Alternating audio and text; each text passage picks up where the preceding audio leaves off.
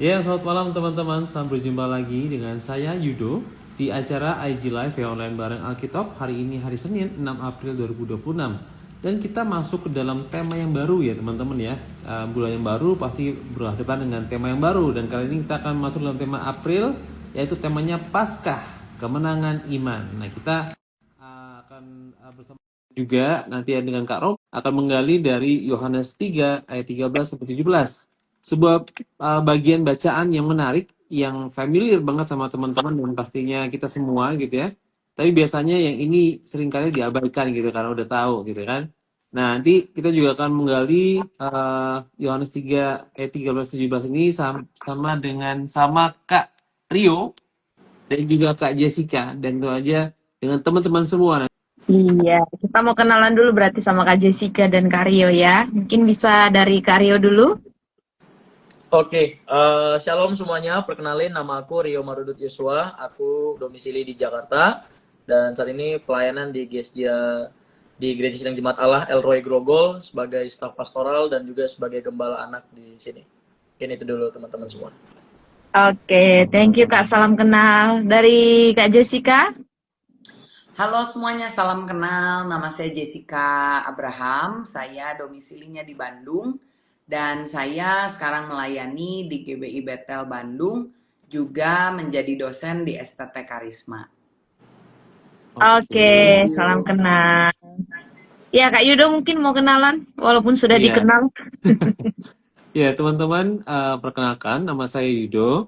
Saya berdomisili di Solo dan juga berpelayanan di Sabda teman-teman ya. Silakan Kak Roma perkenalkan diri. Iya, saya Roma juga staf Sabda dan saya berdomisili di Palangkaraya. Oke teman-teman, salam kenal semuanya. Dan kita ada di Alkitab ya, satu seri pendalaman Alkitab dari Yayasan Lembaga Sabda untuk kita menggali pasal-pasal yang terkenal. Makanya kita sebut sebagai pasal yang top Alkitab gitu ya. Dan kita menggalinya dari sudut pandang yang baru dengan cara yang juga relevan, yang bisa dipakai oleh anak-anak muda. Karena kita memakai satu metode yang sangat kekinian, yaitu metode SABDA. Apa itu Kak Yud? Ya, metode SABDA ini sama dengan namanya Sabda ya, tapi singkatannya, kepanjangannya beda gitu ya. Kalau di sini metode SABDA itu pertamanya adalah S, itu simak, kemudian A, itu analisa, B-nya itu belajar, D, itu doa atau diskusi. Kalau misalnya kita PA sendiri, kita pakai doa gitu ya, kita bergumul dengan Tuhan. Dan kalau dalam kelompok seperti ini, kita pakai diskusi, kita memperkaya satu sama lain. Dan terakhir kita adalah aplikasi. Dan aplikasinya ini adalah aplikasi yang konkret gitu ya, bukan aplikasi abstrak, sehingga kita bisa melakukan kebenaran firman Tuhan dalam kehidupan kita sehari-hari. Dan itu juga kita harapkan juga teman-teman, baik GS maupun juga teman-teman yang mengikuti acara ini, silakan adopsi metode SABDA ini. Atau mau tahu lebih banyak bisa ke situs ayo-pa.org gitu ya, supaya teman-teman semakin diberkati dengan metode penggalian Alkitab yang bertanggung jawab seperti ini. Nah, kita akan mulai segera di dalam doa. Minta kesediaan Kak Yudo ya, bisa buka dalam doa. Oke, baik. Mari kita berdoa teman-teman. Bapa Surgawi, Bapa yang mengasihi kami dalam nama Yesus Kristus, dan juga sudah menebus kami dengan anak-Mu. Kami datang kepada malam hari ini dengan kerinduan untuk belajar firman Tuhan bersama-sama, untuk boleh bertumbuh dalam kebenaran firman Tuhan. Kami mohon Engkau menolong kami untuk memahami firman-Mu, untuk hidup dengan kebenaran-Mu, dan juga Tuhan tolong supaya kami boleh meninggikan Engkau dalam kehidupan kami masing-masing Tuhan. Terima kasih Tuhan Yesus, kami berdoa untuk setiap device yang kau pakai, juga untuk jaringan, untuk listrik, untuk keamanan bagi kami juga. Tuhan jaga kami semua sehingga kami boleh melakukan PM malam hari ini dengan lancar, dan Tuhan tolong supaya kami juga boleh menjadi berkat bagi orang sekitar kami. Terima kasih Tuhan Yesus, kami berdoa, haleluya, amin. Amin. Oke, nah sebelum kita akan menggali bersama Kak Jessica dan juga Kak Rio, kita akan sedikit overview dan juga ngomongin tentang tema kita sepanjang April ya, karena bulan Maret kemarin kita sudah banyak belajar dari ayat-ayat seputar Prapaskah atau Lent gitu ya. Dan bulan ini kita masuk di bulan April dengan tema Paskah Kemenangan Iman. Kan kami mengucapkan sekali lagi teman-teman selamat Hari Paskah, dan kiranya setiap apa yang kita lakukan, mungkin dalam ibadah kita selama Paskah kemarin dan juga Jumat Agung itu menolong kita untuk terus menghayati pengorbanan Kristus. Ya, jadi sepanjang bulan April ini Sabda mengambil tema Paskah Kemenangan Iman. Karena apa? Karena yang pertama memang kita sudah sedang di bulan Paskah dan kita baru saja merayakan Paskah. Dan Paskah ini bukan cuma satu peristiwa sejarah yang sudah terjadi dalam kegiatan atau kalender gerejawi orang Kristen gitu ya, tetapi ada beberapa hal yang perlu kita pahami bersama.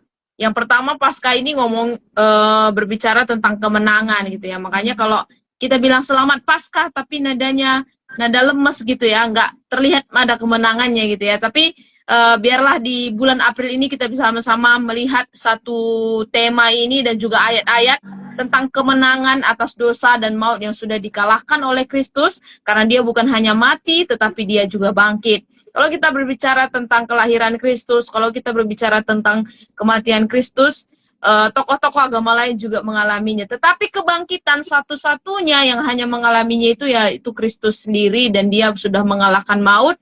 Dan sekarang kita mengalami jalan yang bisa sampai kepada Bapa karena dia sudah mengambil tempat sebagai korban pengganti atau substitusi yang harusnya kita tanggung gitu ya. Jadi kemenangan ini harusnya menjadi satu semangat berkobar-kobar bagi kita semua, anak-anak muda, sehingga kita juga bisa menjadi saksi Tuhan sepanjang kita nanti menggali selama 1 bulan ini. Dengan cara Alkitab gitu ya, dengan cara kita bersaksi setiap ayat yang akan kita gali berhubungan tentang Paskah, tentang kebangkitan, tentang kemenangan, tentang iman, yang dimana iman kita ini bukan satu iman yang sia-sia karena kita punya kemenangan sejati di dalam Kristus yang sudah memenangkan kita. Ini kita yang akan pertama membahas tentang Injil Yohanes, dan fokus yang akan kita bahas itu ayat paling terkenal yang paling orang Kristen hafal pastinya, yaitu pasal 3. Silakan Kak Yudo mungkin ingin menyampaikannya.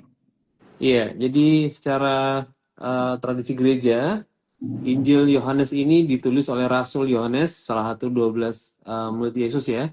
Dan dia juga disebut sebagai murid yang dikasihi oleh Yesus begitu. Nah, Injil ini ditulis sekitar tahun 80-90 Masehi. Jadi masih awal-awal ya. Dan dia kemudian besar ditulis di Efesus atau Asia Kecil. Nah, tujuan dari Injil ini itu tampak banget di Injil Yohanes pasal 20 ayat 31. Jadi dikatakan itu supaya orang percaya bahwa Yesus adalah Mesias, anak Allah, dan oleh iman memperoleh hidup. Jadi fokusnya itu bukan secara sejarah saja Yohanes ditulis, tapi juga membangun iman pembacanya lewat siapa itu Yesus dan bagaimana dia itu adalah anak Allah gitu. Dia anak manusia tapi dia juga anak Allah gitu ya. Nah, ini punya ciri khas sendiri di antara Injil sinoptik ya, berbeda sedikit gitu ya. Jadi kalau di Injil lain Yesus ditambahkan sebagai tokoh agama, dia manusia gitu, dia ada silsilahnya.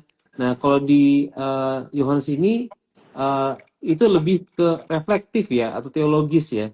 Jadi di sini Yohanes itu menonjolkan bahwa Yesus itu sebagai firman. Kalau kita baca di Yohanes 1 ayat yang 1.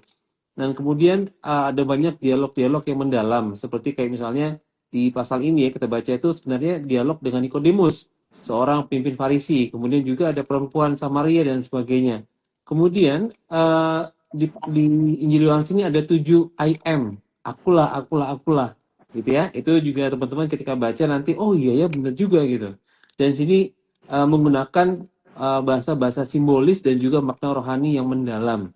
Nah, latar belakang dari Yohanes pasal 3 sendiri adalah ini adalah lanjutan dari pasal 2 tentu aja. Nah, di pasal 2-nya ini sebenarnya itu ada banyak orang yang sudah mulai percaya karena mujizat Tuhan Yesus dan juga mereka banyak mengikuti dia. Tetapi iman mereka tuh masih dangkal.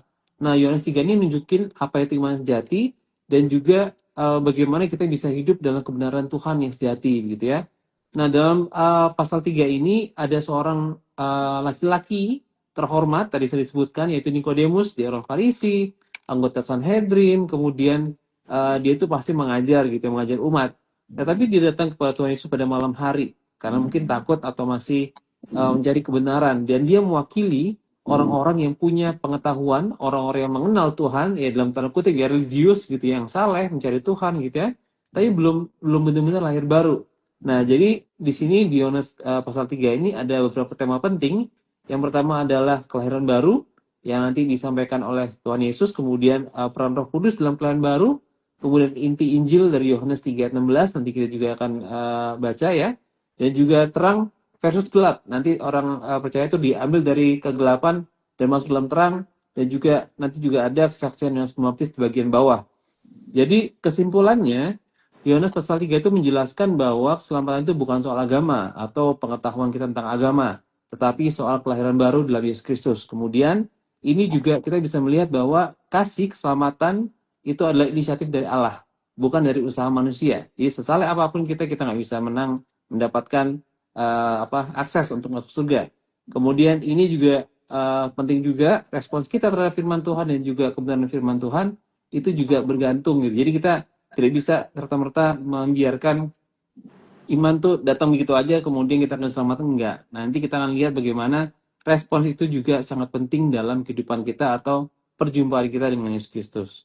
Jadi teman-teman, kita akan baca saja Yohanes pasal 3, kita ke ayat fokusnya ya, ayat 13 sampai 17, nanti Kak Rio ayat 13 sampai yang ke-15 disambung oleh Kak Jessica ayat yang ke-16 sampai yang ke-17 gitu ya. Siap Kak Rio? Oke, siap Pak. Iya, silakan. Oke, ayat 13, tidak ada seorang pun yang telah naik ke surga selain daripada Dia yang telah turun dari surga, yaitu Anak Manusia. Dan sama seperti Musa meninggikan ular di padang gurun, demikian juga Anak Manusia harus ditinggikan, supaya setiap orang yang percaya kepadanya beroleh hidup yang kekal. Ayat 16, karena begitu besar kasih Allah akan dunia ini, sehingga ia telah mengaruniakan anaknya yang tunggal, supaya setiap orang yang percaya kepadanya tidak binasa, melainkan beroleh hidup yang kekal. Sebab Allah mengutus anaknya ke dalam dunia, bukan untuk menghakimi dunia, melainkan untuk menyelamatkannya oleh Dia. Amin. Amin. Oke, kita akan mulai ya untuk langkah-langkah yang akan kita gali bersama. Dari yang pertama dulu yaitu langkah simak. Silakan Kak Yud. Oke, aku pada Kak Jessica dulu ya. Oke, kita akan kulik dari ayat yang ke-13, Kak Jess. Jadi siapakah satu-satunya pribadi yang telah naik ke surga dari ayat 13 ini, Kak? Silakan. Ya, jadi dari ayatnya kan dibilang tidak ada seorang pun yang telah naik ke sorga selain daripada Dia yang telah turun dari sorga, yaitu Anak Manusia. Jadi jawaban singkatnya ya Anak Manusia ya. Tapi mungkin kalau aku sih waktu pendalaman Alkitab suka agak nakal ya. Jadi suka bertanya, loh bukannya Elia sama Henoh udah juga naik ke sorga ya? Tapi mungkin kita kan akan bahas di selanjutnya ya. Cuman yang aku dapat sih dari sini, pertama-tama kita harus ingat dulu soal konteks dari Yohanes pasal 3 tadi yang udah dibahas. Ini kan pembicaraan dengan Nikodemus ya. Nikodemus ini seorang ahli agama, dan kalau kita lihat ke ayat-ayat sebelumnya itu, dia lagi ngomongin soal kelahiran baru, lalu Nikodemus jadi bingung, mana bisa kalau udah gede, masuk lagi ke rahim, wah nggak ngerti begini begitu. Lalu Yesus menjelaskan kan sama Nikodemus, masa kamu ahli Taurat nggak ngerti sih gitu. Perkara-perkara yang duniawi aja kamu nggak ngerti, mau gimana kamu tahu perkara-perkara sorgawi. Nah jadi waktu tadi pertanyaannya siapa sih sebetulnya yang pribadi yang telah naik ke sorga ini, kalau dilihat dari konteks pembicaraannya tentu jawabannya itu ya sang Anak Manusia ini yang kita akan bahas selanjutnya ya. Yang pasti bukan mereka-mereka entah Henoh lah, entah Elia lah, mereka-mereka yang pernah diangkat ke sorga. Karena dari konteks pembicaraannya itu sedang tidak mengarah ke sana, tapi mengarah ke siapa yang bisa menunjukkan tentang hal-hal yang sifatnya sorgawi. Itu sih yang aku gali dari sini gitu. Iya, betul banget tuh sama Kak Jessica ya. Jadi ini mengimplikasikan kepada Yesus Kristus begitu ya, dan ini juga titel Anak Manusia ini juga bukan pertama kali disebutkan dalam Alkitab gitu kan. Di Perjanjian Lama juga ada, di Mazmur, di Daniel gitu, dan itu merujuk pada satu figur mesianik gitu. Nah ini juga jadi satu petunjuk gitu ya. Karena di awal-awal di pasal 1, 2 itu Yohanes sudah menunjukkan siapa Yesus, dan juga bagaimana dia yang sudah turun dari surga itu dikatakan pribadi, sesuatu pribadi yang eh, dikatakan dalam ayat ini gitu ya. Oke, saya akan lanjut kepada Kak Roma ayat 14 Kak. Iya, ke ayat 14 ya. Sekarang ke Kak Rio. Apa yang ditinggikan Musa di padang gurun yang sama seperti anak manusia? Ayat 14, silakan. Iya, ini tentu ada korelasinya dengan perjanjian lama ya, tentunya dalam bilangan 21 ayat 4 sampai 9 di mana bangsa Israel pada saat itu kan mereka menentang Tuhan gitu, protes kepada Musa sehingga pada akhirnya Musa membuat ular tembaga di mana ketika orang dipagut oleh ular itu, yang melihat ular itu akan tetap hidup gitu. Jadi ini seperti sebuah representasi bahwa sama seperti ular yang memberi kehidupan, maka anak manusia ini juga harus ditinggikan sebab dialah sumber kehidupan itu sendiri. Jadi ya kita bicara ya ular tadi Kak, itu sih. Mungkin itu dulu. Iya, dan ketika Yesus ngomongin tentang ular, kisah Musa, udah Ya, pasti Nikodemus ngerti. udah pasti, Karena dia udah salah pasti. satu Iya, pengajar orang ya. yang berkecimpung di sana, ahlinya di sana gitu ya. Jadi ketika Yesus bilang analogi itu, saya pikir Nikodemus bisa mudeng gitu apa yang dimaksudkan Yesus dengan mengangkat analogi tersebut gitu ya. Dan nanti sebenarnya kita akan gali makna kata ditinggikan di bagian berikutnya gitu ya. Tetapi memang sekali lagi tipe antitipe ular dan juga anak manusia ini terlihat sekali di ayat yang ke-14 ini, dan pastinya Nikodemus juga mengetahui hal tersebut gitu. Oke, kita next ke ayat yang berikutnya. Silakan Kak. Oke, ayat 15. Ini ayat yang singkat ya. Apa sebenarnya tujuan anak manusia ditinggikan dari ayat 15 Kak Jessica? Ya, dari ayat ini jelas di kata pertama itu ada kata supaya ya. Supaya itu menjelaskan tujuan. Jadi artinya ketika ditinggikan ini bukan sekedar iseng loh, tapi ternyata ada tujuan yang ingin dicapai gitu. Jadi waktu dibaca ayatnya, supaya setiap orang yang percaya kepadanya beroleh hidup yang kekal. Nah, kalau tadi bicara soal kisah ular tembaga yang ada di kitab Bilangan 21, kan juga ketika dikatakan ditinggikan itu bukan sekedar iseng ya. Oh, ini keren nih ular tembaga gitu, tapi ternyata ada tujuannya, dan di sini jelas dibilang supaya setiap orang yang percaya.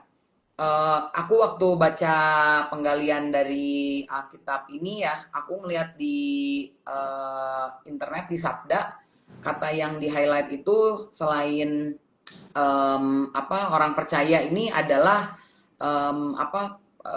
beroleh hidup kekal ya. Jadi artinya kita ini bukan cuman sekedar diluputkan dari kematian secara, kan kita pikir kalau kematian tuh jasmani aja ya. Tapi ternyata tujuannya itu adalah supaya setiap orang yang percaya kepadanya ini bisa diselamatkan dari satu kehancuran total gitu. Jadi tujuannya itu bukan sekedar iseng ditinggikan, tapi menyelamatkan setiap mereka yang percaya untuk dapat satu kehidupan yang seharusnya mereka nggak dapatkan. Iya, benar banget. Jadi kalau digabungkan dengan yang tadi kisah ular tembaga itu tadi kan sebenarnya konteksnya adalah mereka dipagut ular gitu kan, dan mereka pastinya mati gitu. Dan tuh racunnya butuh waktu. Nah, dalam waktu yang rentang waktu yang segitu mereka disuruh untuk melihat ular tembaga yang ditinggikan oleh Musa gitu kan. Jadi itu adalah satu pilihan gitu. Mereka mau melihat kepada ular tembaga itu, tanda kutip taat gitu ya atas perintah Tuhan lewat Musa, atau mereka akan mengabaikan gitu. Dan ini satu pilihan yang logis gitu untuk melihat dan percaya kemudian jadi hidup. Nah, ini juga di sini ada hubungannya, kayak misalnya tadi Kak Jessica bilang orang yang melihat Yesus ditinggikan itu akan beroleh hidup yang kekal gitu ya, yang di bahasa aslinya itu eon gitu, atau tanpa akhir, everlasting gitu ya. Jadi itu adalah tujuan dari ditinggalkannya Tuhan Yesus di ayat 15 ini. Oke, silakan Kak Roma. Aku mungkin tambahin sedikit ya, ini silakan, lewat nih. Tadi menarik juga ini buat highlight nanti waktu dilempar, supaya setiap orang yang percaya kepadanya beroleh hidup kekal. Ini tuh nanti kan diulang sekali lagi. Jadi kalau dalam pendalaman Alkitab, kalau ada kata yang diulang atau frasa yang diulang, itu tuh penting banget gitu. Jadi kadang-kadang kita suka highlight pasal 16-nya doang, tapi ternyata pasal 15 juga penting banget gitu. Jadi kayak Yesus tuh ngomong ke Nikodemus, make sure kamu tuh denger loh, supaya setiap orang yang percaya beroleh hidup kekal. Nanti diulangin sekali lagi, supaya orang yang percaya kepadanya tidak binasa gitu ya. Jadi pengulangan ini tuh aku rasa cukup penting dalam penggalian kita di malam ini. Iya, Iya. thank you Kak Jess. Ayat 16 ya Kak, bukan pasal 16. Iya. Oh iya, ayat 16. Ayat 16. Oke. Ya, kita masuk ke ayat 16 ya. Bagaimana Allah menunjukkan kasih-Nya kepada dunia? Silakan ke Kak Rio. Buffering ya kayaknya Kak Rio ini. Halo? Halo Kak Rio. Kak Rio buffering. Atau cuma di aku? Di tempatku juga Kak. Iya. Oh iya, berarti bukan di tempatku ya. Ya, mungkin ke Kak Jessica dulu. Oh, ini Kak Rio Oh, sudah sudah bisa? kembali. Kak, halo, sorry. Agak ini tadi. Oke. Iya, kita masuk di ayat 16 ya Kak ya. Oke. Ini Allah menunjukkan kasih-Nya kepada dunia. Ini ayat yang paling terkenal nih. Iya, oke. Jikalau kita mengacu kepada ayat ini sendiri dan berkaitan dengan ayat sebelumnya bahwa pada akhirnya Allah menunjukkan kasih-Nya kepada dunia adalah dengan mengutus anaknya yang tunggal. Jadi dia memberikan segala-galanya bagi manusia dan ini adalah ungkapan hati dan tujuan Allah yang sangat luar biasa ya, mengorbankan anak. Dan ini kan ada referensi dari perjanjian lama sebenarnya, pemberian korban ya, dan dari kitab Kejadian sendiri kita sudah tahu dan itu dilanjutkan di masa-masa selanjutnya, masa nabi-nabi dan para raja-raja. Sehingga ketika Yesus diberikan kepada dunia sebagai persembahan dan korban itu ya, ini bukti bahwa Allah mengasihi dunia ini, memberikan anaknya. Cukup sekali dan selamanya. Itu sih. Iya. Supaya setiap orang yang percaya kepadanya tidak binasa ya. Itu tadi Ya. yang dimaksud Kak Jessica diulang lagi ya. Diulang Jadi lagi. memang Yohanes menulis ini bukan karena salah tulis, tapi memang ada penekanan yang ingin disampaikan gitu ya. Karena memang konteksnya Yohanes itu ngomongin tentang kelahiran Yesus kebanyakan. Dan memang pada dasarnya tujuannya itu gitu ya. Jadi mengenakan di sini tuh Allah bukan sesukanya memberikan anaknya, tapi memang ada satu kerelaan gitu ya. Bahkan sampai dikatakan Yesus itu lahir untuk mati ya. Kalau kita pernah bahas di Alkitab beberapa tahun yang lalu gitu ya. Yang paling berharga itu anaknya yang tunggal diberikan sampai mati gitu ya. Ini bukan kasih yang teori, ini bukan kasih yang hanya ditunjukkan oleh Yesus atau disampaikan saat itu kepada Nikodemus, tetapi satu tindakan nyata yang akan dijalankan oleh pribadi yang memberikan nyawanya itu gitu ya. Oke, jadi kita bisa lihat ya dari ayat 15 ayat 16. Jadi kadang jangan dipotong-potong ayatnya. Walaupun sebenarnya ayat 16 ini juga bisa jadi khotbah tersendiri, bisa menjadi satu ayat yang berdiri sendiri ya, tapi akan lebih baik kalau bisa melihat juga ayat-ayat sebelumnya gitu. Nah, ini masih di ayat 16 Kak Yud. Iya. Oke, sorry. Oh, walaupun Oke. kita udah spill tadi sedikit ya. Ya, silakan bisa ditambahkan. Di Ya, oke. ayat 16 masih. Iya, masih di ayat 16 ya. Mengapa Allah memberikan anak yang tunggal kepada dunia di ayat 16? Silakan. Oke. Ini masih Kak ya? Oh, ini ke Kak Jessica sekarang. Kak Jessica. Oh, aku ya. silakan. Oke. Karena dikirain nggak boleh dipotong tadi. Oke.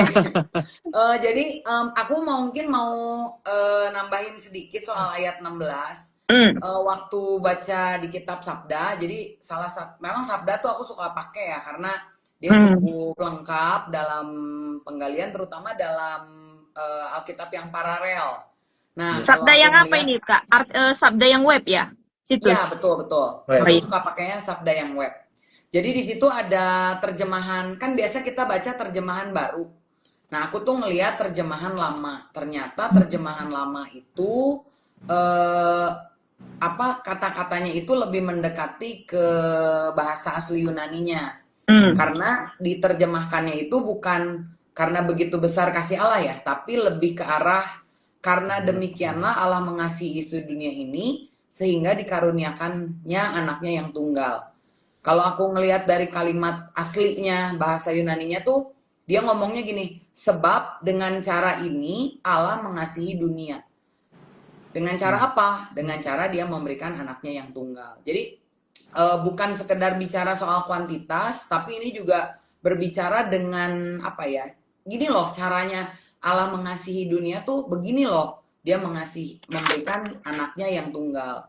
Jadi di situ ya, supaya apa? Nah ini diulangin lagi sekali lagi, supaya setiap orang yang percaya kepadanya tidak binasa melainkan beroleh hidup yang kekal. Jadi tadi hidup yang kekal ya tidak binasa itu kan berbicara soal bukan sekedar ya mati terus hilang begitu saja ya, tapi ada sesuatu hal yang luar biasa yang Tuhan tuh mau berikan kepada kita. Waktu baca ayat ini aku tuh sangat tertarik ya sama kata setiap gitu. Kan sekali lagi kalau aku menggali Alkitab tuh suka agak kemana-mana ya pikirannya. Jadi setiap ayat dalam Alkitab itu kan pasti penting nih. Kenapa sih nggak ditulis supaya orang yang percaya kepadanya tidak binasa? Kenapa harus ada kata setiap gitu?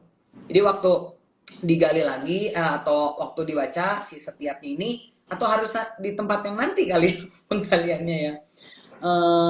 Mungkin di spill sedikit ya. Setiap yang percaya berarti kan ngomongin soal individual choice ya. Personal pribadi gitu. Setiap tuh inklusif, berbicara soal semua, tapi setiap berbicara juga soal sesuatu yang eksklusif. Jadi waktu ada kata setiap tuh meaningful banget sih buat saya pribadi gitu ketika baca ini. Gitu. Iya, benar banget. Jadi kata setiap tadi itu juga menunjukkan bahwa kita semua tuh punya choices masing-masing gitu, dan ketika Tuhan mengaruniakan anak tunggal, respons kita adalah percaya atau tidak percaya. Makanya di sini dibilang setiap orang yang percaya kepadanya tidak binasa melainkan beroleh hidup yang kekal. Nah ini juga tujuan yang Tuhan berikan kepada manusia gitu kan, untuk memilih. Ini kalau aku sih jadi kayak juga ya, jadi kayak tanda kutip liar juga. Kita balik ke kejadian gitu. Tuhan kasih mereka pilihan untuk makan buah yang lain, tapi yang tengah itu jangan dimakan. Nah, jadi kayak pilihan mau taat sama Tuhan atau mau sekali lagi mau mau melanggar atau mau acuh nggak acuh sama tawaran Tuhan, sama undangan Tuhan kali ini. Nah itu jadi kalau orang yang percaya mau bertobat mau kembali sama dia akan beroleh hidup yang kekal, dan kalau nggak percaya dia akan binasa gitu ya. Oke, kita akan lanjut ke ayat yang ke-17 sekarang. Iya, ayat terakhir ya sebelum kita masuk ke langkah berikutnya. Untuk tujuan apa Allah sebenarnya mengutus anaknya ke dalam dunia kalau dilihat dari ayat 17? Silakan ke Karyo. Iya, jikalau kita melihat dari ayat 17 ini kan Kak, jelas ya, sebab Allah mengutus anaknya ke dalam dunia bukan untuk menghakimi dunia. Ini perlu kita pahami bahwa Allah datang bukan untuk menghakimi dunia, melainkan untuk menyelamatkannya oleh dia. Jadi spesifik ya, jadi bukan menghakimi, tetapi menyelamatkan, tetapi melalui siapa gitu. Melalui siapa? Ada oleh dia, dianya besar. Ya, ini merujuk kepada Yesus itu sendiri. Jadi sebenarnya ini udah menggambarkan bahwa jalan keselamatan itu dari Yesus gitu, dan ketika dia datang dengan satu misi untuk menyelamatkan dunia, bukan untuk menghakimi dunia, sehingga kita harusnya happy gitu ketika Yesus datang ke dunia, kita diselamatkan gitu. Itu sih. Iya, itu misi khusus Yesus ke dunia ya. Betul. Tapi bisakah Yesus menghakimi? Bisa. Manusia Bisa. berdosa, bisa aja langsung dihakimi.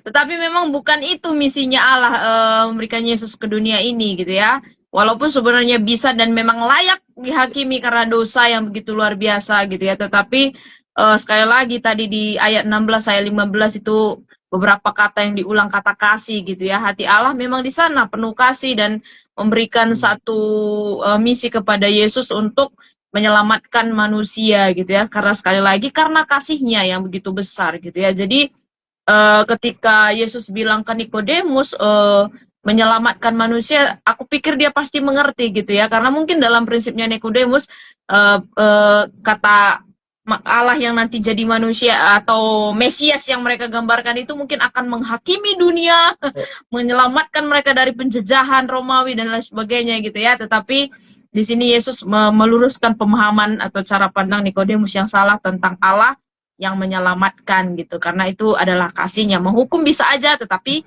akan tidak kelihatan kasih Allah di sana gitu.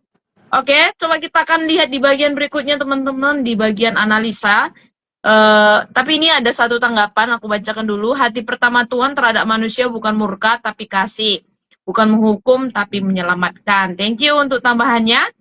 Ya, aku ke Kak Jessica sekarang ya, di bagian analisa yang pertama. Siapakah yang dimaksud dengan anak manusia dalam teks yang kita gali hari ini? Bagaimana ayat-ayat ini menjelaskan identitas serta peran anak manusia? Silakan Kak. Ya, jadi kalau mungkin buat orang Indonesia, anak manusia tuh doesn't mean anything gitu ya, Iya. kayak nggak apaan sih Iya. anak manusia gitu. Tapi seperti yang tadi Kak Yuda udah sampaikan, di Perjanjian Lama kata anak manusia ini tuh sangat bermakna gitu ya. Sebetulnya kalau lihat dari kata aslinya tuh anak dari manusia gitu. Jadi bukan sekedar manusia biasa, tapi ini lebih ke arah satu istilah juga ya. Kalau kita lihat di ayat 13 sampai 17 tuh menarik sih, ada satu pribadi yang disorot. Di ayat 13 disebut sebagai anak manusia, tapi di ayat yang ke-17 ya kalau nggak salah itu disebut sebagai anak Allah, atau di ayat yang ke-16 gitu. Jadi ketika dibilang siapa sih anak manusia ini, bagi Nikodemus ya, sekali lagi kita kan ini dalam tanda kutip lagi nguping pembicaraannya Yesus sama Nikodemus ya. Jadi Iya. kadang-kadang kita kalau ngegali pembicaraan orang tuh nggak bisa jump in di tengah-tengah Iya. lalu melepas dari konteks. Kita harus berpikir seperti Nikodemus, mempelajari tradisi-tradisi yang Nikodemus mengerti gitu ya. Jadi kalau ketika kita lihat sebetulnya dikatakan anak manusia ini tuh sebenarnya Yesus tuh sedang menekankan satu yang pertama inkarnasi ya. Jadi kalau aku waktu baca ini, sekali lagi waktu ngelihat terjemahan yang lain, di King James Version itu ada tambahan kata ya.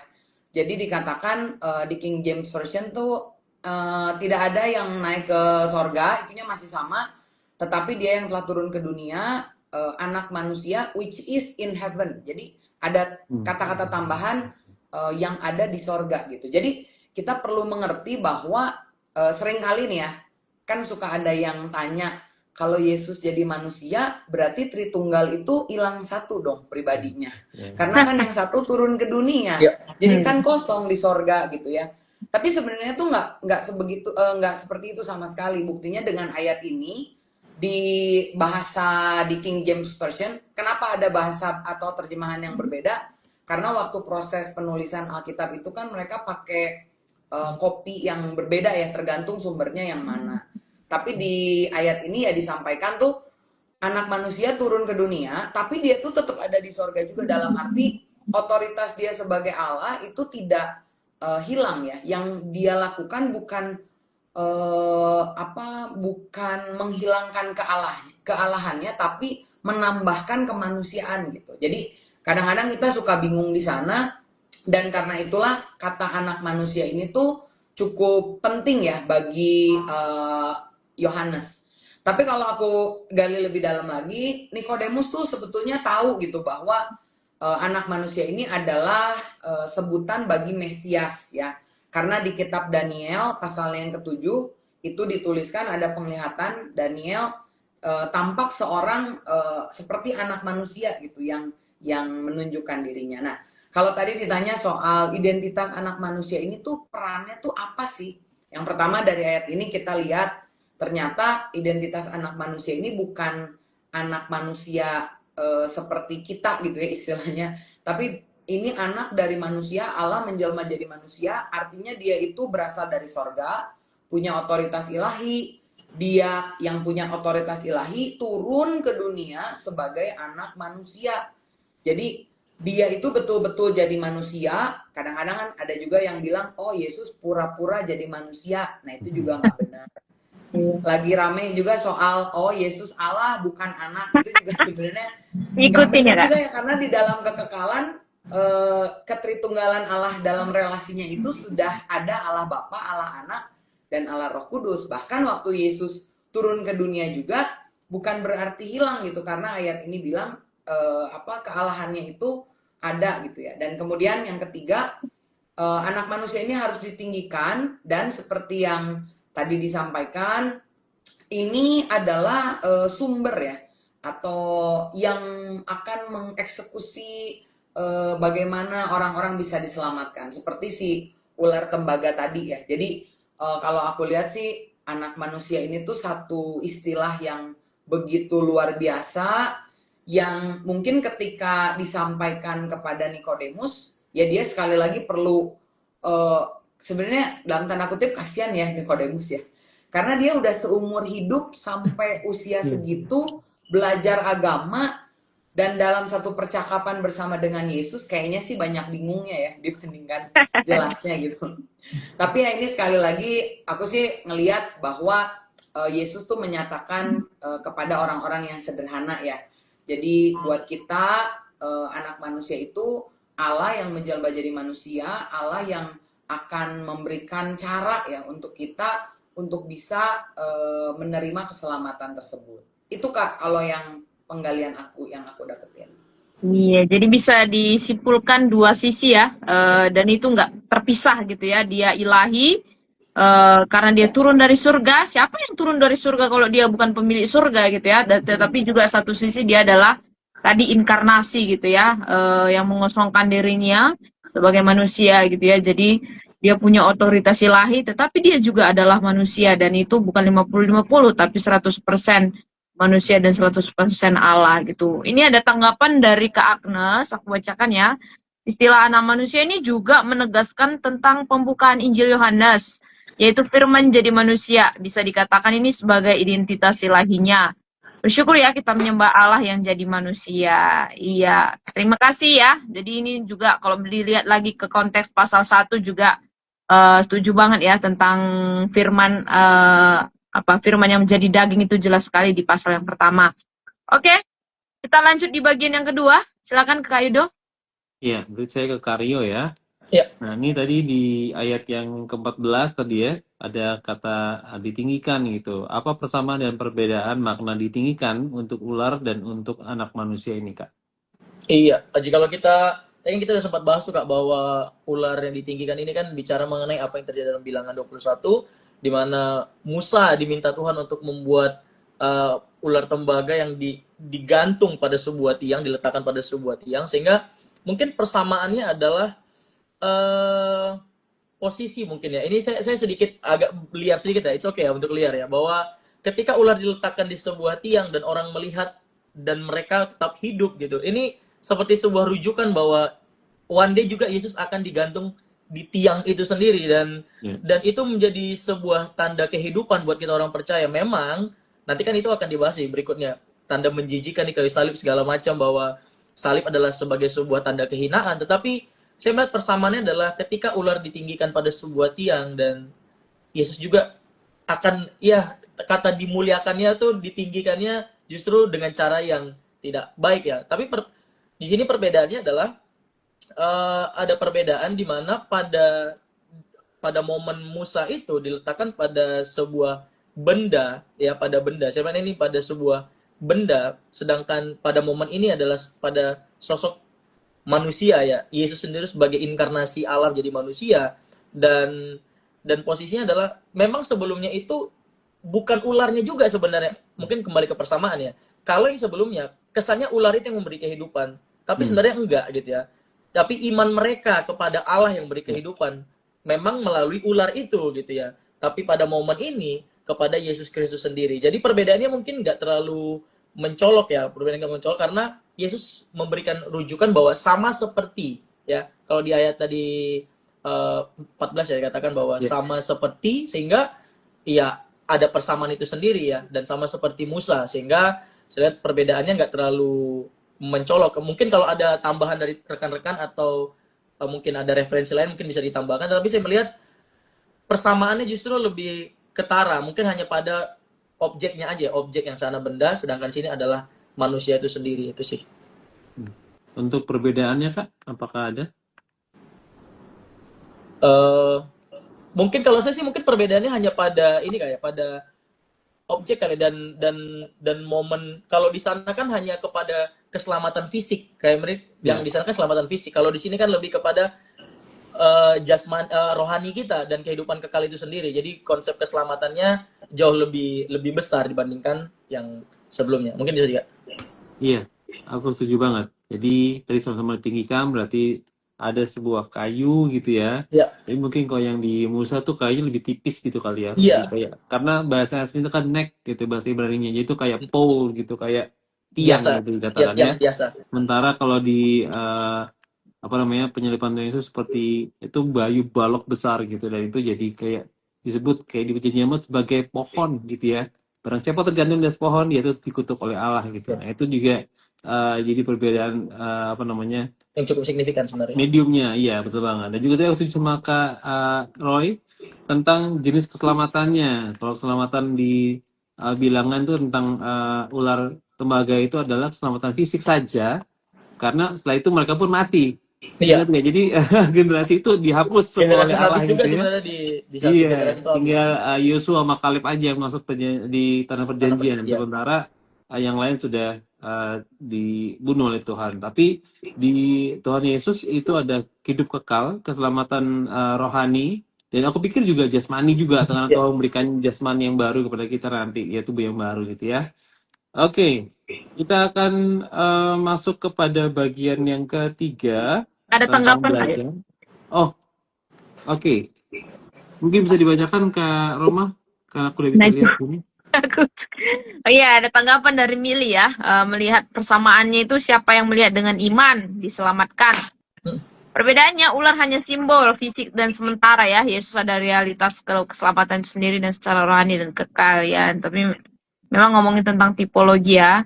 Dari Dewi, ditinggikan untuk ular tembaga seperti dalam bilangan dan anak manusia sama-sama berarti keselamatan melalui iman dengan memandang yang kelihatan. Tetapi ular hanya simbol sementara untuk penyembuhan fisik. Sedangkan Yesus adalah penggenapan kekal untuk pengampunan dosa dan hidup abadi. Ya, jadi benar sekali ya, cara kerjanya juga satu yang sementara, bayang-bayang, satunya penggenap ya, yang mutlak yang dikerjakan oleh Yesus. Nah, kita akan lanjut di bagian kesimpulan yang pertama ke Kak Jessica lagi ya. Kesimpulannya, jadi siapa sebenarnya yang mengambil inisiatif pertama agar manusia tidak binasa dan apa dasar ayatnya? Silakan. Ya, mungkin sebelum ke situ aku izin tambahin pengamatanku ya soal tadi yang si ular tembaga itu. Sekali lagi ada pertanyaan yang nakal gitu yang nanya, kenapa sih harus ular sih? Kenapa nggak merpati gitu? Atau kenapa sih nggak apa kayak burung raja wali atau apa gitu? Kenapa harus ular gitu? Nah, waktu aku menggali lagi ya, ini tuh bisa diibaratkan apa yang menjadi jalan masuk dari hal yang menghancurkan manusia itu tuh justru akan Tuhan pakai jadi jalan keluar untuk kita bisa diselamatkan gitu. Dalam arti kita kan dosa ya, berdosa jadi dihukum. Tapi Allah itu dalam kemahaluar biasaannya tuh memakai ya dosa ini untuk ditanggung di salib Yesus sepenuhnya untuk kemudian dia tuh bisa membuka jalan keselamatan kepada semua orang ya. Jadi apa yang menjadi sesuatu hal yang menjatuhkan kita, justru ketika kita ada di dalam Tuhan, itu tuh Tuhan bisa putar balikan dengan hal yang luar biasa gitu. Karena buat aku sih nggak make sense banget ya, kok keselamatan tuh ular. Bahkan sekarang kan kedokteran itu kan pakai lambang ular tembaga itu ya buat ambil sumpah ya kalau nggak salah. Jadi aku ngelihat itu. Kemudian juga soal apa perbedaannya itu, kita tuh kadang suka lupa bahwa ular itu tadi simbol ya. Dan naas sih sebenarnya si ular tembaga itu kan pada zaman Hizkia tuh 700 tahun setelah itu tuh malah dijadiin berhala gitu. Nah, bukan dijadiin apa pengingat untuk mengingat Tuhan, tapi dijadikan berhala gitu. Tapi sementara kalau kita lihat di perjanjian barunya, ya Tuhan Yesus sendiri yang menggenapkan bayang-bayang tersebut ya. Nah, siapa yang mengambil inisiatif pertama untuk tidak manusia agar tidak binasa? Yang pasti Tuhan. Karena kalau kita lihat di dua kisah ini ya, di kitab Bilangan 21 ayat yang ke-8, ular tembaga itu adalah inisiatif Allah gitu. Nah, ini juga jadi pertanyaan menarik ya. Kalau Tuhan mau nyembuhin, kenapa ya ular tedungnya nggak mati aja gitu? Kayak apa kek, gimana caranya? Tapi kenapa harus ada ular tembaga tersebut gitu? Jadi ini tuh nekenin bahwa keselamatan itu inisiasinya Allah yang dilakukan oleh Allah sendiri. Dan kembali ke terjemahan lama ya di Yohanes 3 ayat 16 itu, dengan cara inilah Allah gitu. Jadi Allah yang terlebih dahulu memberikan kepada kita tuh inisiatif ya untuk Ya. manusia itu tidak binasa. Kalau kembali ke kitab Kejadian ya sama juga gitu. Harusnya udah Adam tuh kelar lah hidupnya, udah nggak ada masa depannya. Tapi korban pertama itu diberikan atau dilakukan oleh Allah sendiri gitu. Jadi pertama-tama korban itu disembeli oleh Allah sendiri, Allah yang memberikan korban tersebut untuk kulitnya bisa diambil ke manusia. Jadi kalau kita lihat dari perjanjian lama, perjanjian baru, konsisten terus ya bahwa Allah yang menjadi inisiator. Nah mungkin ayat yang paling jelas di kitab Roma pasal yang kelima ayat yang ke-8 ya. Allah menunjukkan kasihnya kepada kita dengan cara dia mati waktu kita masih berdosa. Jadi bukan dulu nunggu kita pinter, kita hebat, kita tobah gitu ya. Tapi kembali ke kata setiap tadi tuh. Supaya setiap orang yang percaya, aduh gampang banget ya udah tinggal percaya doang, walaupun percaya itu bukan sekedar iya, tapi betul-betul menghidupi. Tapi kata setiap itu tuh menunjukkan kepada kita bahwa inisiatifnya Allah tuh luar biasa banget, nggak pilih kasih, nggak pandang-pandang. Kita yang belum bertobat pun udah Tuhan sediakan jalan keselamatan. Jadi memang buat kita tuh ya udah ini faktanya Yesus udah mati, terus mau gimana? Faktanya Yesus udah kasih jalan nih. Faktanya si ular tedung atau si ular tembaga itu udah ditinggikan nih. Kamu mau lihat atau enggak gitu kan? Mungkin buat aku sih ngebayangin ya kalau ada orang-orang yang ada di situ gitu. Oh ini lagi kesakitan. Ayo kamu lihat ular ular tembaga biar hidup. Kalau kita kayak apaan sih nih? Masa ya bisa hidup?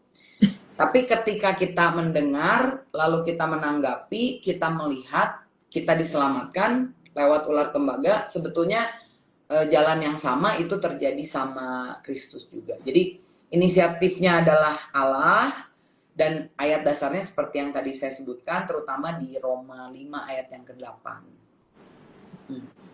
Itu Kak. Oke, thank you Kak Jessica. Ya, aku setuju banget ya, pola kerja Allah dari PL ke PB sampai sekarang itu kayak gitu ya. Allah lah yang selalu berinisiatif, makanya di ayat-ayat ini pun Allah yang mengurniakan, Allah yang mengasihi, Allah yang mengutus, Allah yang gitu. Jadi memang satu tindakan kerja yang Allah lakukan secara aktif ya untuk menjalankan misi keselamatan, termasuk untuk menyelamatkan manusia supaya tidak sampai binasa gitu ya. Kalau kita nunggu kita duluan kayaknya nggak bisa-bisa. Kita lo masih berdosa, kita lo mau sebaik apapun nggak akan bisa, seberapa besar pun usaha kita tetap akan kurang gitu. Makanya Allah yang berinisiatif, dan memang dari sejak semula gitu ya. Pra Injil di Kejadian 3:15 juga sudah dinubuatkan, dan ketika Yesus dalam kehidupannya di dunia pun selalu penuh dengan belas kasih, ya, untuk mengasihi, untuk mencari. Maka dikatakan anak manusia datang untuk melayani, bukan untuk dilayani gitu ya. Jadi begitu besarnya sebenarnya inisiatif Allah terhadap manusia gitu ya. Tetapi memang lagi-lagi seringkali manusia yang sering nakal gitu ya, yang tidak mengerti kasih Allah yang besar ini tadi gitu. Nah ini ada satu pertanyaan teman-teman sebelum kita lanjut. Oh, ini satu tanggapan tadi dari Pak Wasis. Padahal ular identik dengan iblis ya di kisah penciptaan. Iya, ya. Ular itu sarana ya yang dipakai oleh iblis ya. Tapi memang sumbernya iblis. Tapi seringkali jadi ularnya yang kena. Oke, Agnes mengasihi itu pakai kata agapau ya, kasih Allah. Sumbernya Allah, yang juga berarti kasih ini didasarkan pada keputusan kehendak dan juga pengorbanan Allah. Iya, karena kasih agape memang kasih yang berasal dari Allah, yang kasih tanpa syarat. Dan kenapa ini dari Pak Wasis, kenapa Yesus mengatakan hendaklah kamu cerdik? Oh, ini sepertinya Pak agak lari ya. Nanti kita mungkin nggak bahas karena waktunya terus jalan. Cerdik seperti ular dan berhati tulus seperti merpati ya. Lagi-lagi dipakai ular simbol sebagai sifat cerdik, ular dipakai simbol iblis penciptaan, dan ular dipakai sebagai jalan dalam bilangan. Ya, mungkin lain kali kita akan cari topik spesial ular gitu ya, tapi mungkin dalam kesempatan lain ya. Oke, kita lanjut di bagian berikutnya dulu ke Oke, Kak Yudo. tadi kita ngomongin tentang inisiatif Tuhan dan kasihnya gitu ya, mengaruniakan anak tunggal. Tapi di pertanyaan ini kita akan melihat sesuatu yang shocking gitu ya. Ya. Mengapa Allah memilih meninggikan Yesus dengan cara yang sangat mengerikan dan menjijikan di atas kayu salib, Kak Rio? Silakan.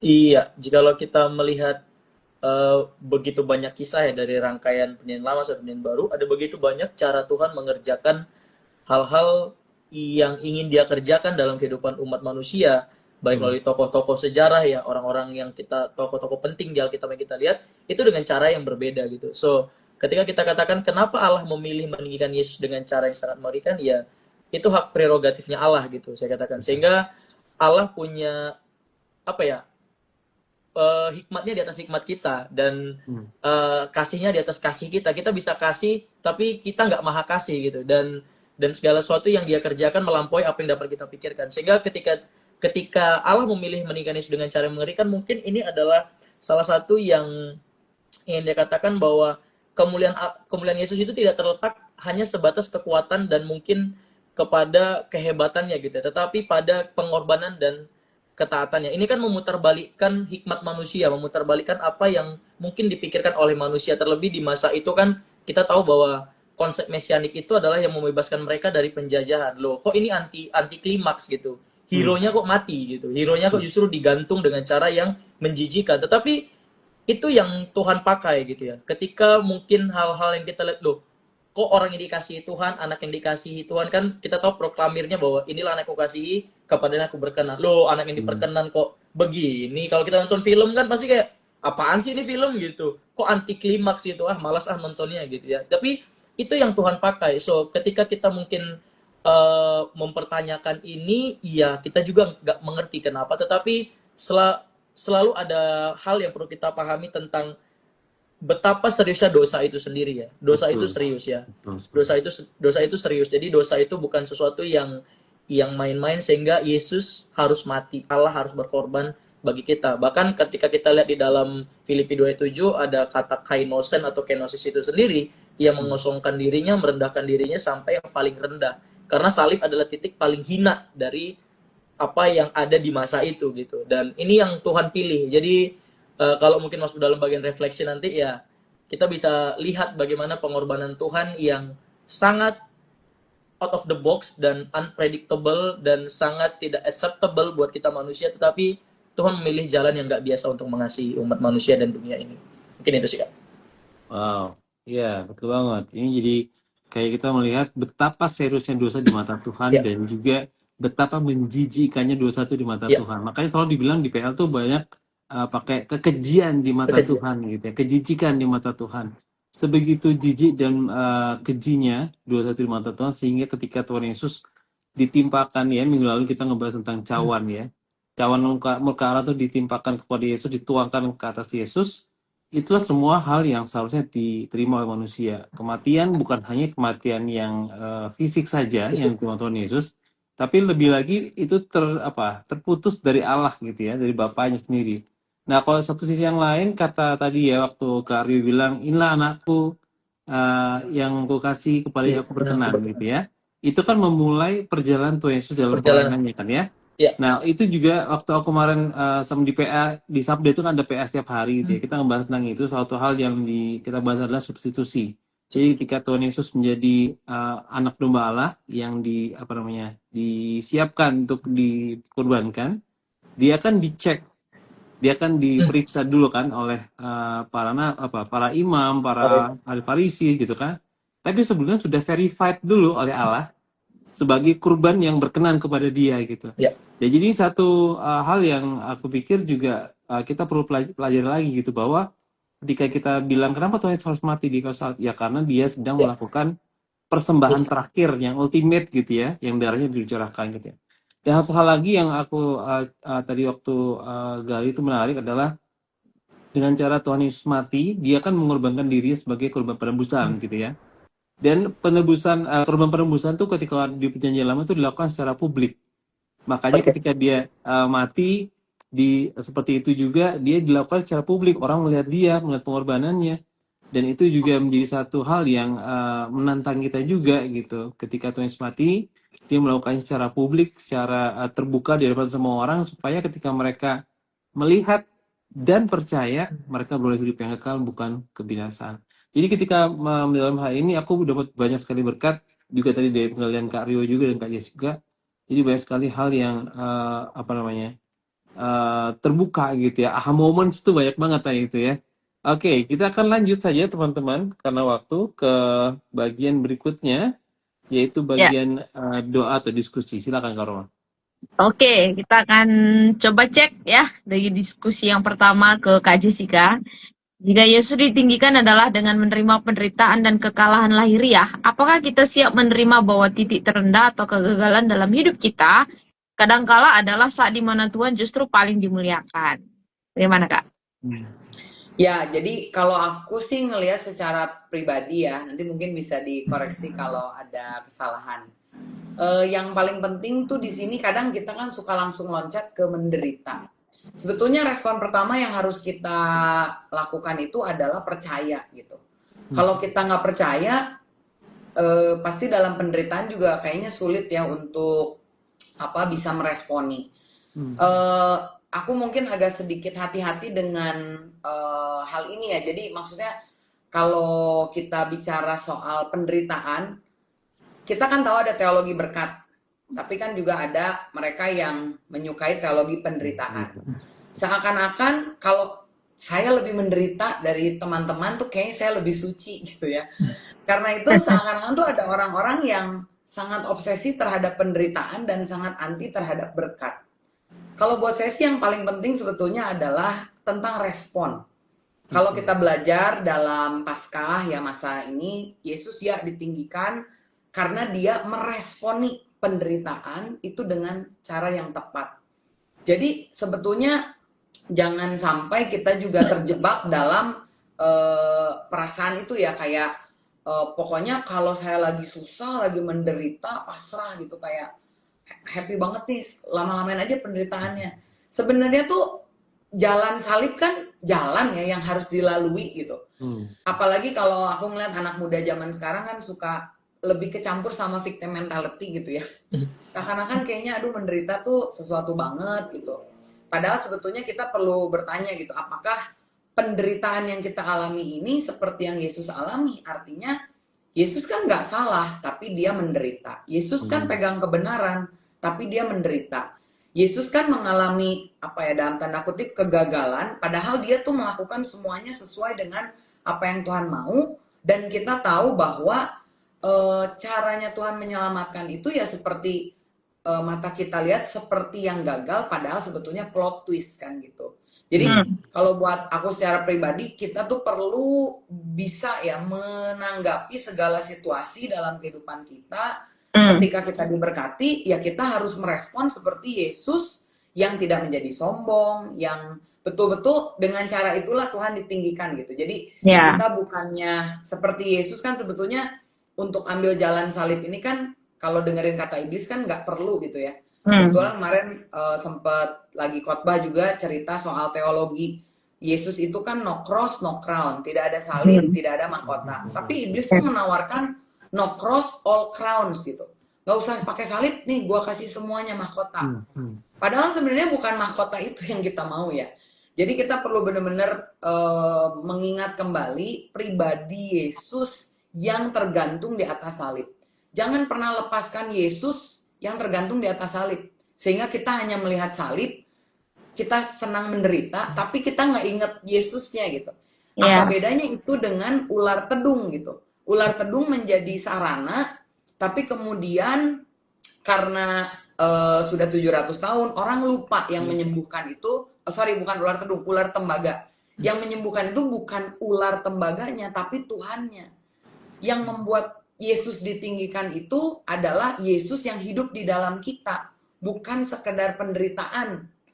Kalaupun dalam suka, dalam senang, dalam setiap musim, kita itu harus menghidupi Yesus yang disalib itu gitu. Jadi dia meresponi semuanya tuh dengan baik. Aku jujur ketika dengar ayatnya ini ya, sekali lagi ini juga mungkin encouragement buat teman-teman. Kadang bener kalau ayatnya familiar, seakan-akan ya gue udah tau lah, kira-kira ngomongnya inilah gitu. Tapi ketika kita benar-benar menggali, ini tuh new revelation sih buat aku pribadi, kayak oh iya ya, ternyata kita tuh betul-betul harus align ya diri kita tuh dengan Yesus yang ada di atas salib itu, sehingga dalam suka, dalam duka, yang penting itu adalah untuk meresponi. Dan ya kalau boleh jujur, lebih susah meresponi saat menderita dong daripada saat bersuka cita gitu. Iya. Jadi ini diingatkan juga ketika kita menderita, ya kalau mungkin saat ini sedang ada dalam permasalahan, mari kita meresponi ya seperti Yesus, tetap taat, tetap beriman, tetap mengasihi, tetap mau dibentuk, tetap membangkitkan harapan. Yesus lagi berat ya, dicambuk gitu ya, dia masih ngurusin orang-orang yang lain, masih ingat ibunya, masih ingat ini itu. Kayaknya hebat banget sih itu. Jadi itu yang buat saya pribadi sangat memberkati sih. Jadi yaitu kita meninggikan Yesus dengan cara meresponi setiap hal yang terjadi dalam hidup kita dengan caranya Yesus. Amin. Ya, sudah lengkap ya. Yang penting Tuhan dimuliakan ya. Tapi bukan berarti kita seenaknya dewe gitu ya di dalam menjalani hidup kita hari ini gitu ya. Karena tadi yang penting gimana respon kita seperti Yesus meresponi. Dan kalau minggu lalu kita sudah belajar, sepertinya minggu lalu teologi penderitaan yang kita pelajari ya. Santo Petrus itu kan ngomongin tentang penganiayaan, penderitaan gitu ya. Tetapi memang kalau jalan itu Tuhan dimuliakan, why not gitu ya. Atau mungkin dengan jalan ketika kita berhasil Tuhan dimuliakan lebih bagus lagi gitu ya. Jadi yang penting adalah respon kita gimana Tuhan dimuliakan gitu ya. Dan tetapi juga jangan mencari penderitaan karena ulah kita sendiri ya, itu hati-hati. Itu memang penderitaan karena kita sendiri, bukan karena Tuhan, tapi kita yang mencari sendiri itu. Oke, kita lanjut di bagian berikutnya. Silakan Kak Yud. Oke, kepada Kak Rio ya, apakah cara hidup kita saat ini lebih sering membuat Yesus ditinggikan atau justru membuat namanya direndahkan oleh mata dunia? Silakan Kak Rio.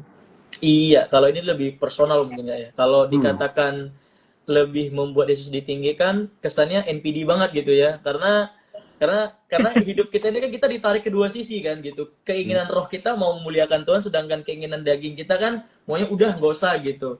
Nah, jadi lebih kepada apa ya? Kita mencoba untuk terus memuliakan Tuhan oleh apa yang bisa kita lakukan dari ucapan kita, tindakan kita, tingkah laku kita.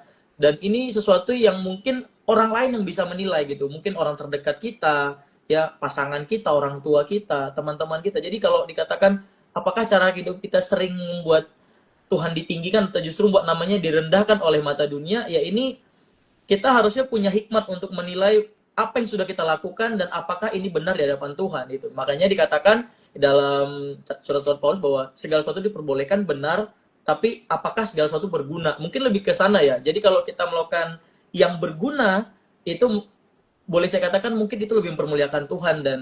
Dan kita bisa lihat ya. Mungkin sedikit analogi yang mungkin sering saya kasih untuk anak youth atau teens ya. Kita kan pasti pernah kalau makan itu kegigit lidah ya. Itu bukti bahwa seberapa sering pun, seberapa hebat pun, pasti kita pernah gagal gitu. Kita makan tiap hari kan, tapi pernah kegigit juga bibir atau lidah kita. Jadi kita udah hidup benar, kita sudah ke gereja, ikut PA, belajar Alkitab dan segala macam. Pasti pernah satu masa dalam kehidupan kita membuat Tuhan justru seperti direndahkan. Dan ya itu sisi kelemahan kita manusia. Tetapi kita hanya bisa berusaha setiap harinya, Tuhan tolong aku, Roh Kudus pimpin hidupku supaya apa yang kulakukan ini mempermuliakan nama Tuhan. Meskipun memang dua poros itu bertentangan dalam hidup kita. Ya, kita sebagai orang percaya mengalami.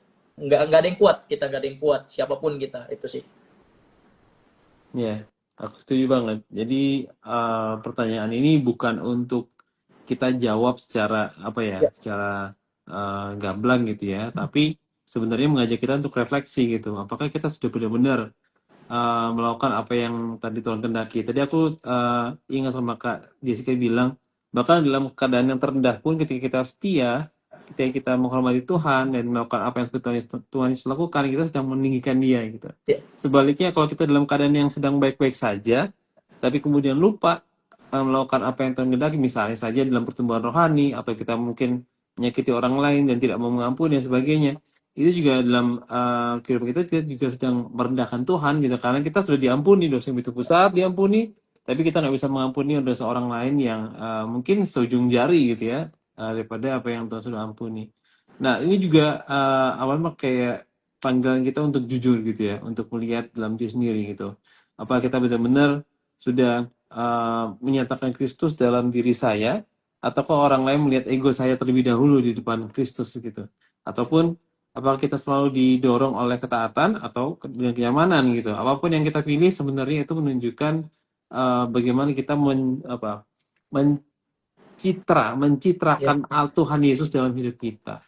Itu sih yang aku tangkap dari pertanyaan ini. Oke teman-teman, Oke. kita akan masuk ke bagian terakhir. Bagaimana Kak Rom? Iya, kita masuk bagian terakhir ya. Sebelum kita tutup hari ini langkah yang paling gong. Langkah terakhir ini sebagai komitmen kita ya, dari Kak Jessica dulu.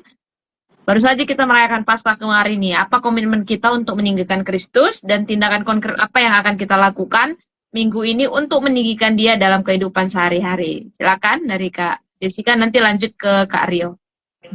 Ya, aku ngambilnya yang sehari-hari banget lah ya.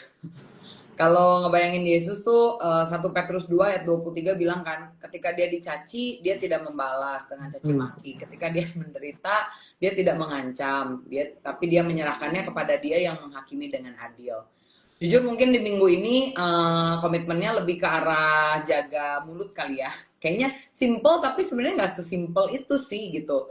Kadang-kadang kita kan ketemu orang yang mengesalkan ya, kemudian juga kayaknya kita gatel ya pengen melakukan sesuatu sama mereka. Dalam notabene tuh kita tahu kita benar sebetulnya. Jadi kalau di Instagram atau di TikTok gitu ya kan suka ada yang komen-komen tuh kadang-kadang ngeselin gitu ya, pengennya ditanggepin. Kita dicaci maki gitu ya dalam tanda kutip. Tapi kalau ngelihat sekali lagi Yesus tuh tidak main hakim sendiri lah gitu. Dia nggak nurunin kekuatannya untuk menghancurkan orang-orang ini yang menyebalkan buat dia gitu. Jadi 1 minggu ke depan ini ya saya berusaha akan mengingat kematian Kristus di dalam kehidupan sehingga aku ingatnya Kristus mati buat saya dan saya harus hidup buat Kristus. Jadi lebih jaga mulut, jaga emosi ya dalam kehidupan terutama di minggu depan ini. Itu. Baik, thank you Kak Jessica. Kalau dari Kak Rio, Kak? Iya, mungkin saya lebih highlight tadi yang kita bahas di ayat 17 ya, dari yang Allah mengutus anaknya dalam dunia bukan untuk menghakimi dunia melainkan untuk menyelamatkannya. Jadi kita kan representasi Allah dalam dunia dan memang ada tren juga di anak muda kan itu no judging ya, no judge ya. Jadi intinya kita ngomong tapi no judging. Nah, kadang kan orang-orang sekarang ini takut akan sebuah penghakiman dan saya ada di anak muda, saya ada di pelayanan generasi dan saya melihat saya berusaha untuk menjadi teman buat mereka karena tadi mungkin Kak Jessica sempat mention bahwa ada victim mentality ya, victim mentality gitu. Jadi memang kadang kita yang aduh apaan sih ini, tapi sebagai seorang pelayan Tuhan kadang kita merasa oh mereka mungkin hanya butuh pendampingan, mereka nggak punya rekan, nggak punya teman, dan Yesus pun datang. Ketika kita juga baca kitab Injil Lukas itu Yesus datang kepada orang-orang termarginalkan, orang-orang yang mungkin diasingkan, orang-orang yang tidak dipandang gitu. Dan saya merasa bahwa waktu terdekat ini saya mungkin belajar untuk menjadi sahabat untuk teman-teman karena memang beberapa waktu juga sedang ada teman-teman yang perlu dilayani, mungkin tanya kabar, lagi di mana, kerjaan kamu bagaimana, apa yang sedang kamu alami. Jadi memang sebelum ini kita ada live hari ini, saya juga sudah lakukan sehingga memang saya belajar untuk coba komitmen karena memang ada masa terputus masanya, jadi kayak nggak di follow up lanjut, tapi mungkin konkret 1 minggu ini adalah untuk follow up dengan serius sih, kalau saya sih demikian. Thank you Kak Rio untuk tindakan konkretnya yang akan dilakukan dalam minggu ini setelah menggali dari Alkitab. Ya kalau saya sendiri tindakan konkretnya karena di gereja saya juga lagi ngomongin tentang tema kejujuran gitu ya. Terus belajar banyak pula hari ini tentang ayat ini gitu ya, untuk meninggikan Tuhan atau memuliakan Tuhan gitu ya. Ya saya juga termotivasi untuk terus, meskipun sebenarnya curang-curang dikit kadang kan itu dosa kecil kok nggak kelihatan gitu ya. Tetapi sama aja gitu ya kalau kebohongan tipis pun itu tetap tetap dosa di hadapan Tuhan gitu ya. Jadi memang diingatkan untuk lebih jujur dalam pelayanan, dalam kesempatan untuk ngobrol dengan suami ataupun dengan teman-teman sepelayanan di gereja gitu ya. Jadi lebih punya integritas lah di dalam hal kejujuran gitu ya supaya Tuhan juga dimuliakan dalam kehidupan saya gitu. Mungkin dari Kak Yudo? Iya, dari aplikasiku adalah mungkin kayak kehidupan rohaniku ya. Ketika aku punya anak 2, jadi ketika ngobrol sama mereka juga, menyatakan kasih Yesus kepada mereka juga. Anak-anak juga sedang belajar, sedang mengetes kesabaran, sedang mengetes batas gitu ya. Jadi bagaimana meninggalkan Yesus di hadapan mereka, yaitu tunjukkan karakter yang Bapak yang baik gitu ya. Bapak yang tegas juga, dan itu juga jadi satu goalku sih sebagai parent gitu ya, untuk bisa memberikan yang terbaik, bukan hanya untuk mengasuh tapi juga untuk memberikan pimpinan gitu ya bagi anak-anakku. Itu sih dalam setiap hariku. Thank you teman-teman semuanya. Dan sebelum kita akan berdoa dan menutup, mungkin ada closing statement atau hook yang gong banget supaya diingat juga oleh semua pendengar Alkitab hari ini ya. Dari Kak Rio dulu, nanti ke Kak Jessica. Silakan. Kalau saya sih mungkin jangan lupakan Yesus yang tergantung di salib hanya untuk dirimu. Amin. Amen. Dari Kak Jessica? Kalau dari saya sih mengingatkan kalau Yesus di atas salib udah bilang sudah selesai, kita jangan bilang selesai sudah. Jadi tetap ada harapan, tetap ada masa depan. Semangat terus. Amin. Ya, kalau dari saya, mari senantiasa tinggikan Kristus di segala musim hidup kita ya. Di waktu baik, bahkan di waktu tidak baik, tetap tinggikan Kristus dan muliakan Kristus. Mungkin sebagai penutup dan kesimpulan, saya silakan ke Kak Yudo. Iya, jadi teman-teman, ini adalah penggalian dari satu bacaan yang sangat-sangat familiar, tapi terbukti ya, kita ternyata menemukan banyak hal yang membuat, oh aku baru tahu ini, oh aku baru dapat itu. Jadi teman-teman silahkan, kita sudah belajar tentang Yesus yang mati tergantung di kayu salib, kemudian juga inisiatif Allah yang memberikan keselamatan bagi umat manusia, tapi sekarang giliran kita, bagaimana respons kita sebagai orang percaya atau orang yang mungkin sedang mencari kebenaran begitu ya, untuk bertemu dengan Yesus, berjumpa dengan Yesus, tapi juga harus mengingat bahwa dalam setiap momen kehidupan kita, marilah kita meninggikan Dia dalam kehidupan kita gitu ya, baik atau buruk, kita sedang berjuang gitu untuk meninggikan Yesus supaya orang lain boleh melihat Dia, percaya dan juga memperoleh hidup yang kekal. Itu sih. Amin. Thank you. Kita akan tutup ya untuk Alkitab hari ini dalam doa. Minta kesediaan Kak Jessica bisa tutup dalam doa. Oke, mari kita tutup di dalam doa ya. Bapak mengucap syukur Tuhan buat hari ini kalau kami boleh sama-sama belajar firman Tuhan. Kami tahu Tuhan firman-Mu adalah hikmat Tuhan, dan ketika kami menggalinya lebih dalam, kami menemukan tentang kehendak-Mu, siapa diri-Mu, dan kami juga tahu apa yang Engkau inginkan di dalam kehidupan kami. Karena itu mampukanlah Tuhan untuk kami mencintai firman-Mu, dan biarkan kami juga terus menghidupi firman ini, bukan hanya sekedar menggali, tapi orang-orang yang ada di sekitar kami melihat bahwa firman yang kami gali hari ini menjadi firman yang kami hidupi di setiap hari kami. Memberkati setiap dari kami juga teman-teman yang sudah terlibat dalam pendalaman Alkitab hari ini Tuhan, biarkanlah semua yang telah disampaikan, telah didiskusikan, Roh Kudus Engkau materaikanlah di dalam hati kami, supaya tetap bergema, bergaung, dan kami bisa dimampukan oleh Tuhan juga untuk melakukannya. Terima kasih Tuhan, kami serahkan ke dalam tangan-Mu, untuk kami juga bertemu dengan pendalaman Alkitab lagi di minggu depan. Jaga kami, dan kami mengucap syukur. Hanya di dalam nama Tuhan Yesus Kristus, kami berdoa. Haleluya. Amin. Amin. Thank you banyak. Bye. Thank you. Thank you. Thank you semuanya. Ayo PA. Kak Yudo, Kak Roma. Bye. Dah, Kak Jessica, Rio. Tuhan berkati. Kak Roma, Kak Yudo. Dah. Bye, Kak Jess. Thank you. Minggu depan kita akan kembali bertemu ya di jam yang sama 19.30 sampai selesai, masih di akun yang sama IOPA. Silakan teman-teman bisa aktifkan notifikasinya untuk bisa join minggu depan dengan topik atau ayat yang akan kita gali dari Kolose 1 ayat 19 sampai 23 tentang pendamaian yang sempurna, di mana kita tidak lagi dianggap musuh melainkan adalah sahabat-sahabat Allah. Nah, silakan teman-teman hadir, dan kalau ingin menjadi guest atau tamu kita seperti Kak Jessica atau Kak Rio, silakan kontak IOPA atau akun Sabda lainnya. Nanti kita akan follow up, dan jangan takut karena yang kita gali ini firman Tuhan yang akan membuat iman kita bertambah dan bertumbuh.